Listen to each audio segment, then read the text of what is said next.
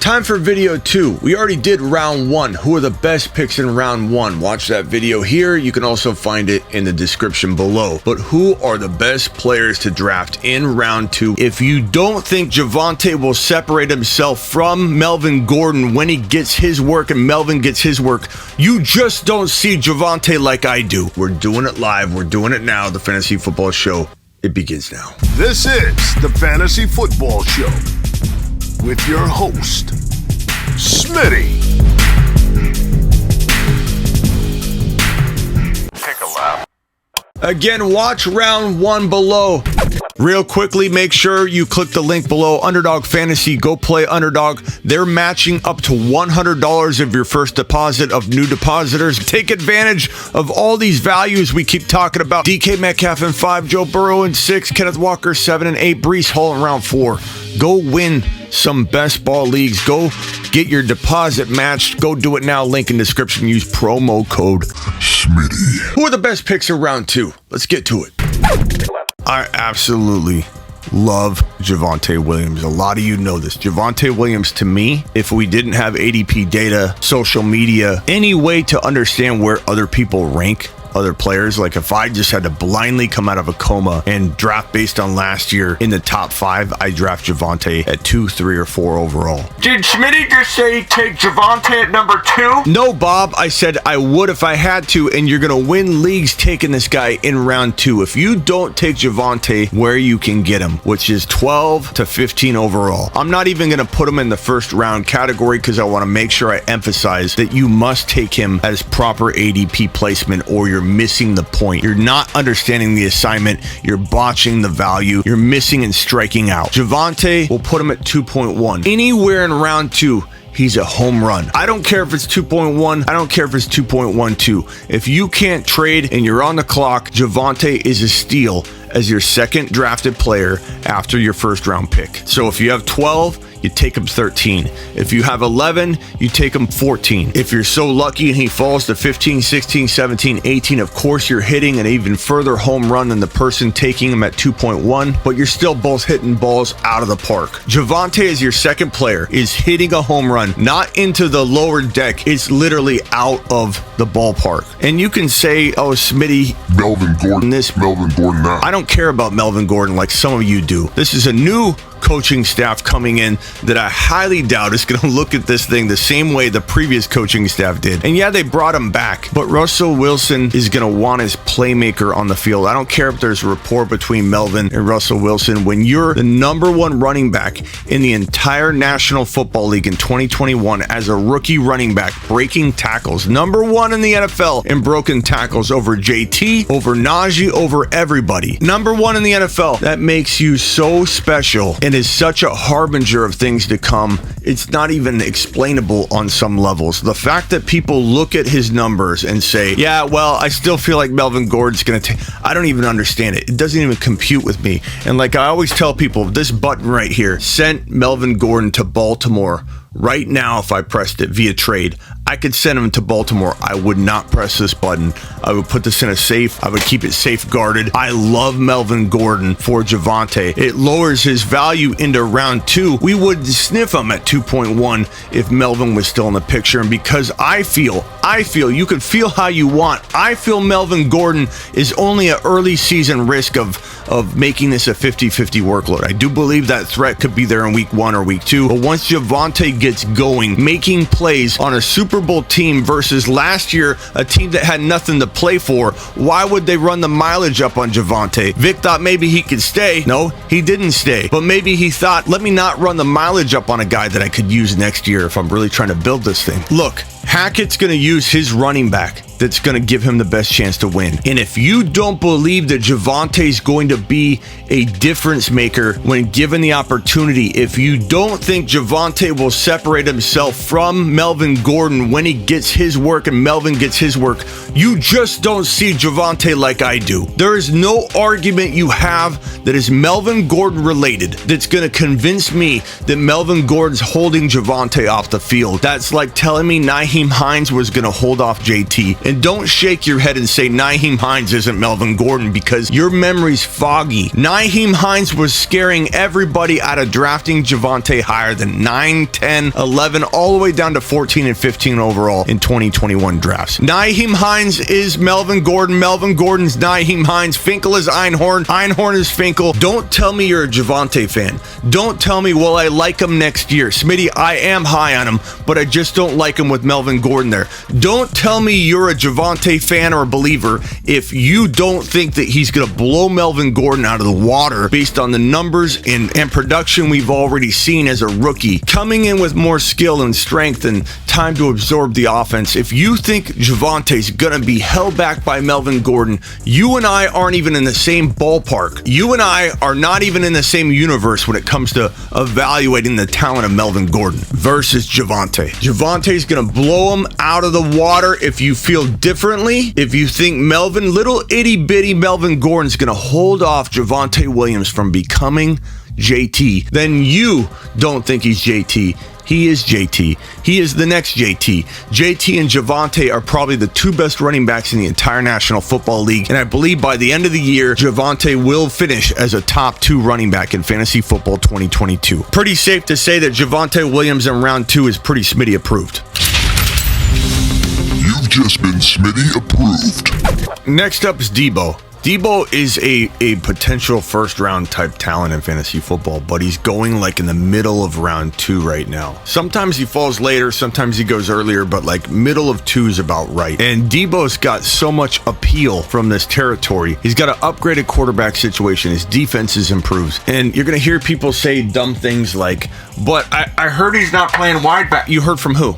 Who told you that? Did Debo tell you I'm not playing wide back anymore? Or did somebody report and speak for Debo and tell you he's not playing wide back? What's wide back? What's running back versus wide back? What I've heard, what I know to be true, is that he doesn't want to run up the gut in between the tackles, in between the A and B gap anymore.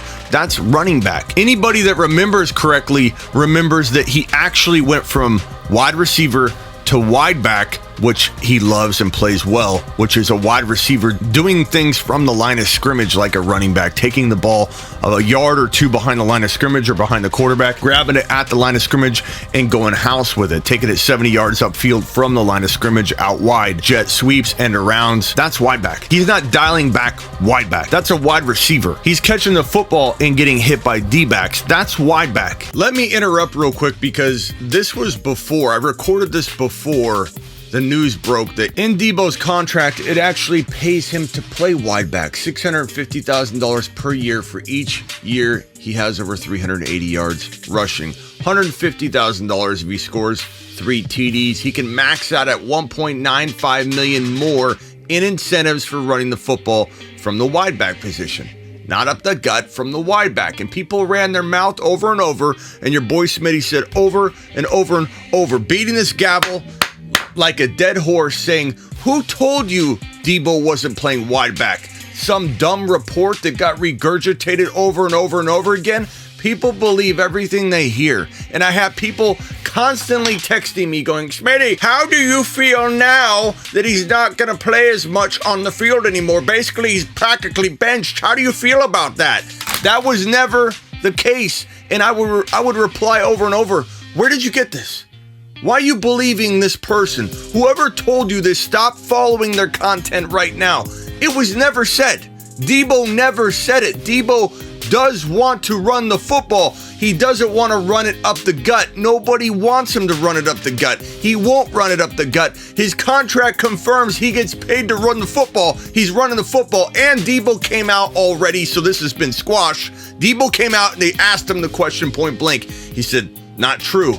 I want the football. I want to make plays. I'm going to do whatever it takes to win games. Debo already squashed it, so stop bringing it up. Debo is a wide back. And I recorded this video before this broke. This is going to increase his ADP, so where I'm talking about him right now around middle of round 2, he probably climbs up to 12, 13, 14 overall on the regular. So watch the rest of this video here, this clip, but understand that I'm telling you right now, Debo is worth a 13, 14, or 15 overall pick, even if he climbs in ADP. Don't confuse running back with wide back. He no longer wants to be a running back. No one wants him to be a running back. The Niners got injured. They had no running backs in the running back room, so Debo had to become a running back at some points during the late part of the 2021 season. That's what nobody wants. That's what's not going to happen. We don't want it. He doesn't want it. No one wants the wear and tear of running up the gut as a wide receiver. Running the ball from out wide as a wide back does nothing more than catching the football 7 yards down the field. A quick 5-yard slant, a 5-yard hook, getting the football at the line of scrimmage and getting tackled or not even getting tackled because he's so elusive. That's not going to injure him. Stop talking about wide back like it's running back. Running back is what we're talking about him not wanting to do. So this whole notion that his production is going to drop now that he's not wide back. How could he be the same value? How can he be the same value? Let's pretend for a second he was not playing wide back. If you want to use that dumb argument to say that Debo's going to fall off. He was number 5 in the entire league in receiving yards with 1405. Yeah, that seems pretty worrisome, Bob. He was number 3 in 20-plus yard receptions above Jamar. Yeah, I'm real worried, Bob. I'm getting frightened, Bob. Debo was number 2 in 40-plus yard receptions, Bob, catching short passes all the time. We're talking about he's playing wide back at the line of scrimmage, and he's number 2 in the NFL with 9 40-plus yard receptions. Why are we worried? What is going on here? The man literally is defying the odds, catching short passes, sometimes negative yardage catches, and he's got 9 40-plus yard receptions. Tied for, not second, he's tied for first with Cooper Kupp in the NFL. Unbelievable. Wait, are we not done yet? Number 3 in longest play on the year for a wide receiver, 83 yards. Oh, but Smitty, you're just picking and choosing stats to fit your narrative. Oh, I am? Yardage, 20-plus yard runs, 40 long. I'm literally going across every category on NFL.com. I'm not picking anything unusual. This is literally every single column, including yak yards, 780 yards, number 2 in the NFL, above Jamar Chase, catching short passes all the time, only below Cooper Kupp. This guy was number 2 in yak yards in the NFL, yards after catch, and number 1 in the NFL in yards per catch. I haven't even got to that stat yet because it's not even on here on NFL.com. I literally went through all these columns. I'm not digging deep, like I said, trying to find something to paint my narrative. Number 1 in the NFL in yards per catch, Debo Samuel.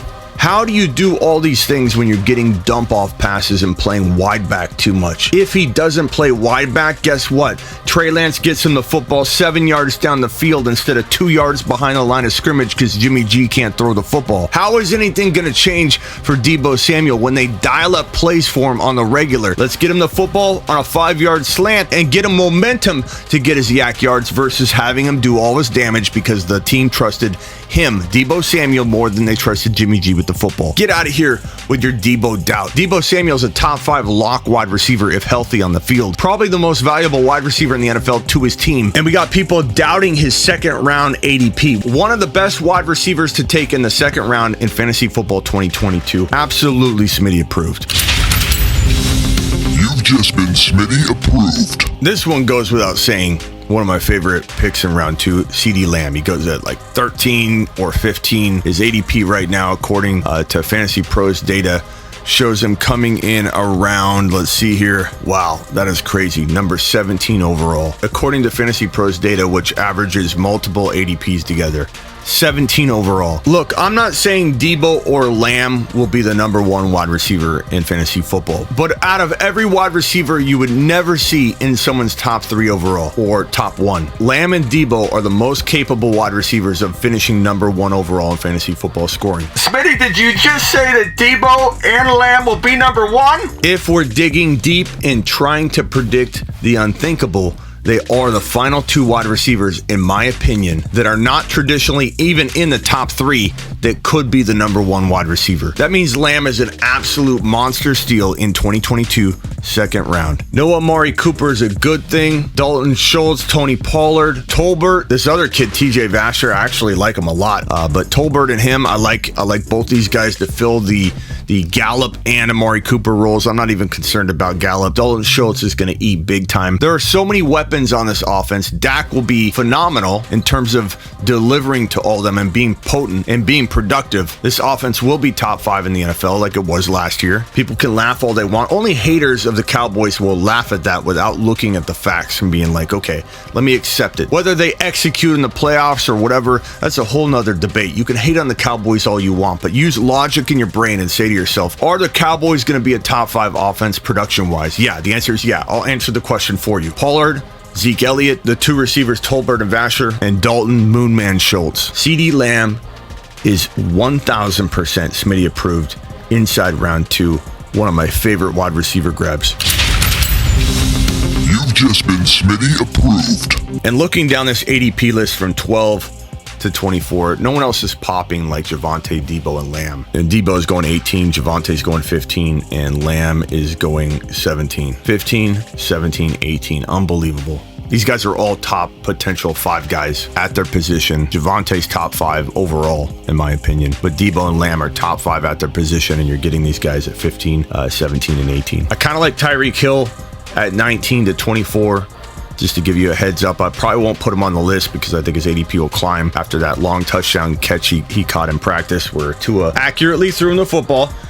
We didn't even need to wear our Tua goggles. Tua did, in fact, it wasn't an illusion, throw an accurate pass to Tyreek Hill, and he's out to prove himself. We'll see if we maybe even take the goggles off. I don't think we will, but it was a good pass. I mean, let's give credit where credit's due. He threw a nice pass to Tyreek Hill, and Tyreek Hill's value is going to climb. That one catch is going to make Tyreek Hill go from 19, I predict, to about 14 or 15. Watch. I predict the ADP to move. That's round 2. I told you I'd bring each round. Round 3 will be next. I'm sorry for the delay, but get ready for round 3. The best picks in round 3 will be the next video that I upload to YouTube. And get on over to thefantasyfootballshow.com. Get your one-on-one text advice. Where's my phone? Your boy Smitty's got 2 phones I carry around all the time. You can text me on demand. Get your bold predictions, trade calculator, articles, all your stuff that you need to win and dominate your league. The written content, get your lifetime membership, get that one-on-one text advice. Link in the description to play Underdog Fantasy. Use promo code Smitty.